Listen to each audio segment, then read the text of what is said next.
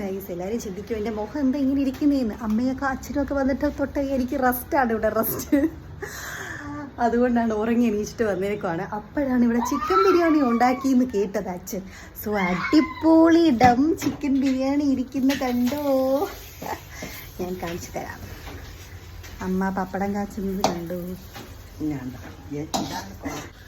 അനുവേട്ടൻ്റെ അമ്മയച്ഛനും ഇന്നലെ നാട്ടിൽ പോയി. എന്നിട്ട് എൻ്റെ അമ്മയച്ഛനും ഇവിടെ ഉണ്ട്. എൻ്റെ കൊച്ചിവിടെ മുട്ടക്കൊച്ചോടെ കുരുത്തക്കേടിലാണ്.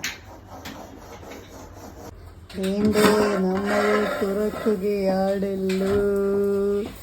പിന്നെ എൻ്റെ അച്ഛൻ അടിപൊളിയായിട്ട് കുക്കൊക്കെ ചെയ്യും കേട്ടോ. ഇങ്ങനത്തെ സാധനങ്ങളൊക്കെ അടിപൊളിയായിട്ട് കുക്ക് ചെയ്യുന്നുണ്ട്. ഇതൊക്കെ വളരെ നല്ല ടേസ്റ്റാണ്. കപ്സ് ഉണ്ടാക്കാനായിട്ട് പോയതാണ്, പക്ഷേ ഞാൻ പറഞ്ഞു വേണ്ട, ചിക്കൻ ബിരിയാണി മതി. പക്ഷേ നമ്മൾ രാവിലെ ഉണ്ടാക്കാൻ കയറുമ്പം പിന്നെ അച്ഛൻ എന്തെങ്കിലും ഉണ്ടാക്കി കഴിയാൻ ഒരു 5 മണിയാകും. അപ്പോൾ അതിനനുസരിച്ച് നമ്മൾ ഭക്ഷണമൊക്കെ നമ്മൾ നേരത്തെ കഴിച്ചൊന്ന് സെറ്റാക്കി വെക്കണം. അല്ലെങ്കിൽ നമ്മൾ വയറ് വിശന്ന് ഇങ്ങനെ ഇരിക്കും. അതുകൊണ്ട് അച്ഛൻ ഇപ്പോൾ വരും കേട്ടോ. ഷെഫ് എനിക്ക് തോന്നുന്നത് ബാത്റൂമിലോട്ട് പോയിരിക്കുകയാണ്. ഇപ്പോൾ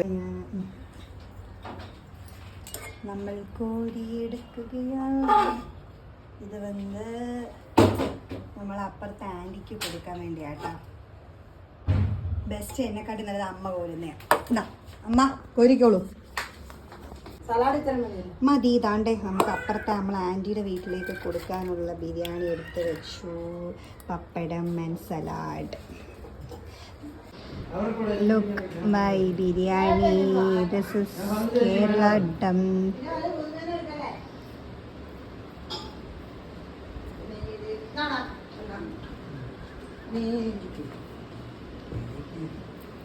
ബിരിയാണി ഉണ്ടാക്കിയ ഷെഫ് കുട്ടൻ താണ്ടിരിക്കുന്നു. എൻ്റെ അച്ഛനാണ്. താണ്ട് കപ്സ ഉണ്ടാക്കാൻ പോയതാ, പക്ഷെ നടന്നില്ല. അച്ഛൊരു ഹായ് കാണിച്ചോ, ഒരു ഹായ് കാണിച്ചോളെ. ഓക്കെ.